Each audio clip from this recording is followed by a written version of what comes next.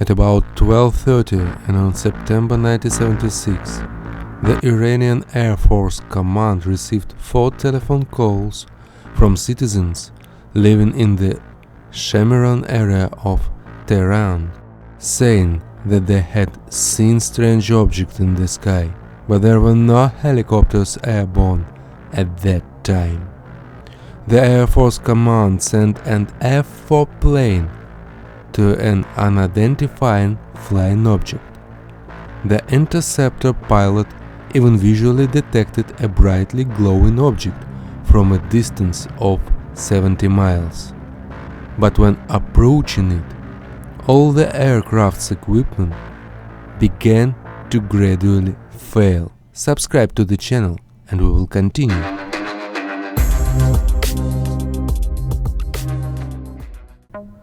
The command post called General Yousefi, Assistant Deputy Commander of Operations, after he told the citizen it was only stars and had talked to Mehrabad Tower. He decided to look for himself. He noticed an object in the sky similar to a star, bigger and brighter. He decided to scramble an F-4 from Cherokee Air Force Base to investigate. At 01:30 hours on the 19th, the F-4 took off and proceeded to a point about 40 miles north of Tehran. Due to its brilliance, the object was easily visible from 70 miles away. As the F-4 approached a range of 25 miles, he lost all instrumentation and communications, UHF and intercom. He broke off the intercept and headed back to Cherokee. When the F-4 turned away from the object and apparently was no longer a threat to it, the aircraft regained all instrumentation. At 01:40 hours, a second F-4 was launched. The backseater acquired a radar lock on at 27 miles. 12 o'clock high position with the VC rate of closure at 150 miles per hour. As the range decreased to 25 miles, the object moved away at a speed that was visible on the radar scope and stayed at 25 miles. The size of the radar return was comparable to that of a Boeing 707 aircraft. The visual size of the object was difficult to discern because of its intense brilliance. The light that it gave off was that of flashing strobe lights arranged in a rectangular pattern and alternating blue, green, red, and orange in color.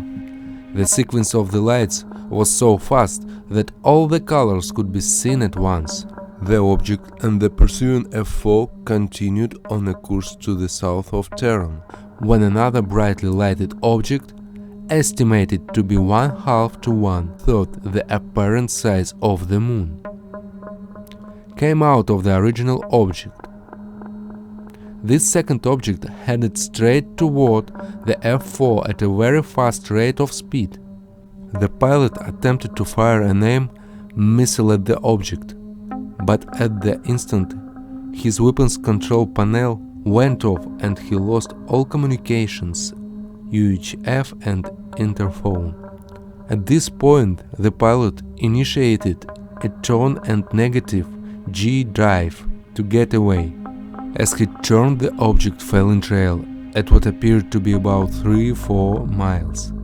As he continued in his turn away from the primary object, the second object went to the inside of his turn, then returned to the primary object for a perfect rejoin.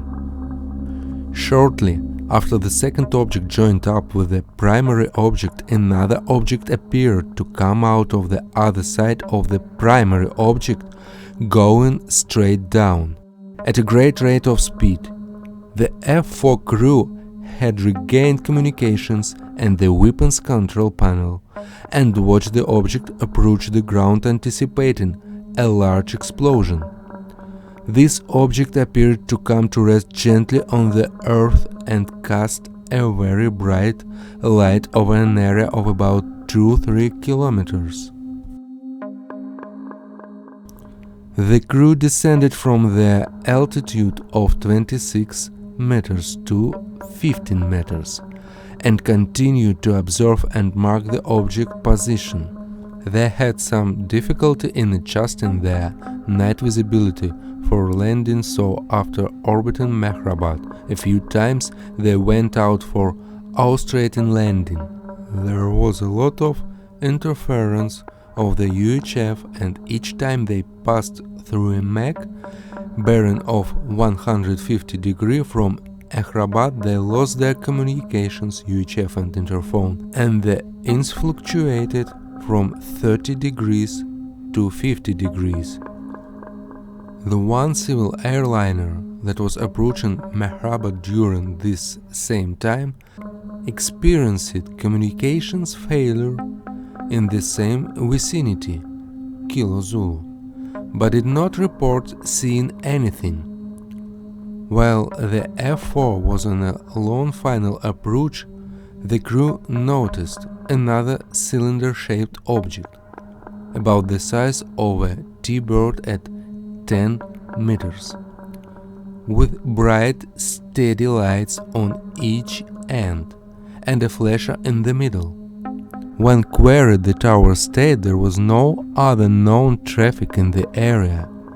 During the time that the object passed over the F-4, the tower did not have a visual on it, but picked it up after the pilot told them to look between the mountains and the refinery.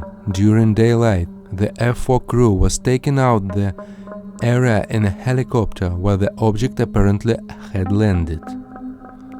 Nothing was noticed at the spot where they thought the object landed, but as they circled off to the west of the area, they picked up a very noticeable beeper signal. At the point where the return was the loudest was a small house with a garden. They landed and asked the people within if they had noticed anything strange last night.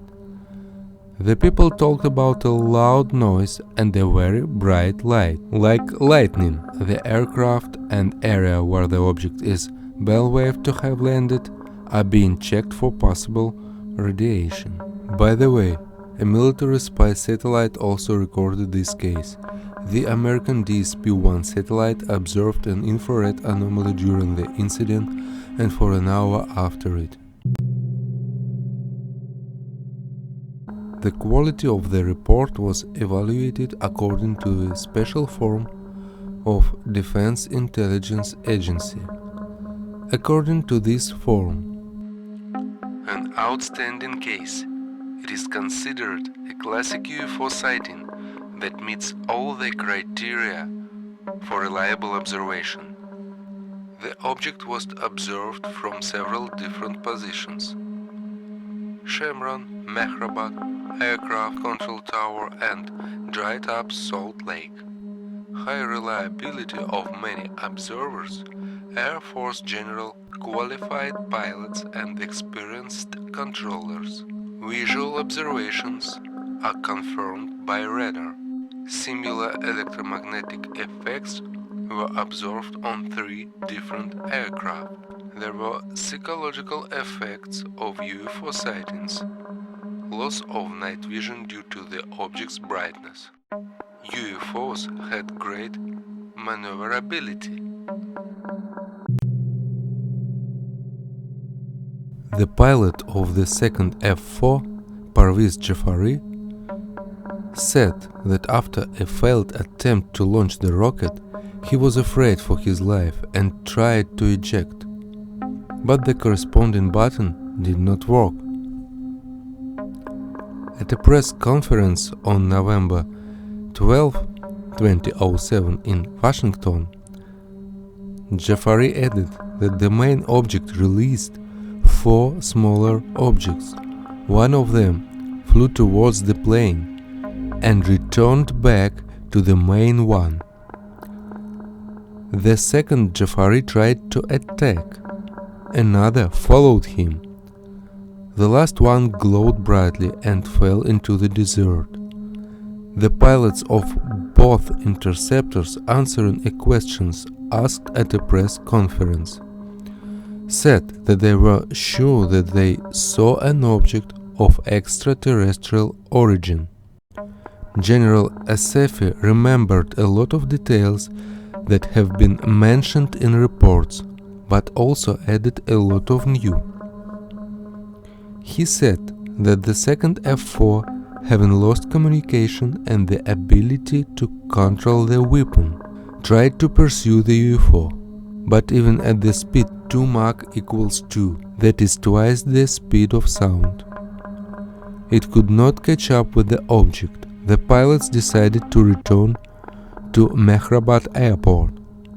According to Asefi, when the plane was approaching the ground, he got a call from dispatch and sent a UFO followed him to the base.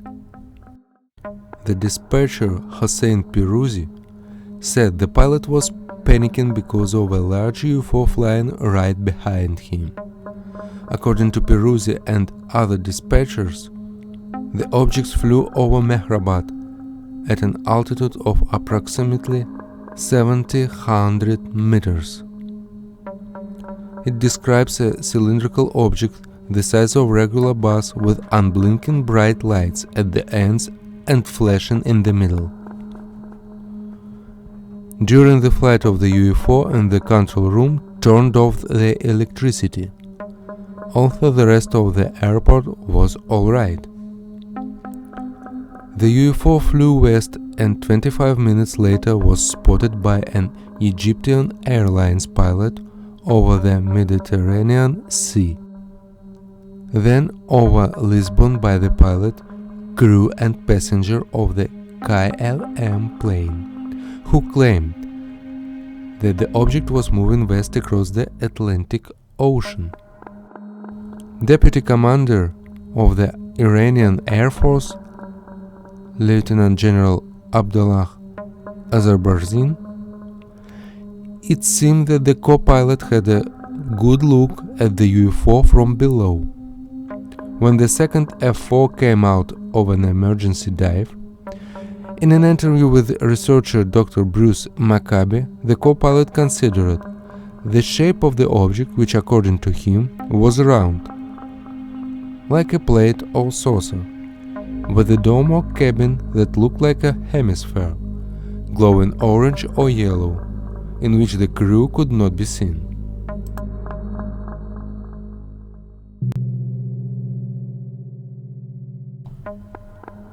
Philip J. Klass, in his book UFOs, the Public Deceived, claimed that witnesses saw an astronomical body, indicating incompetence of the pilots and equipment where the bright object was first spotted in Shemiran, the northernmost district of Tehran. One of the observers in the northwest of the city was General Yosefi himself, who ordered the interceptors to be lifted into the air. The planes took off from the Hamadan base 175 miles west-southwest of Tehran, and Jupiter was in the east. So the angle between Jupiter and the UFO was 90 degrees. In addition, the F-4 chased UFOs from north to south of Tehran. Again, Jupiter was about 90 degrees from this trajectory. Both interceptors saw the object on radar, which is impossible for an astronomical object such as a star or planet. Many other details the class could not explain, such as equipment failures in the control room, both interceptors and 3 civilian aircraft in the region. That's all for today. Subscribe to my channel, put likes, and I'm really looking forward to your comments.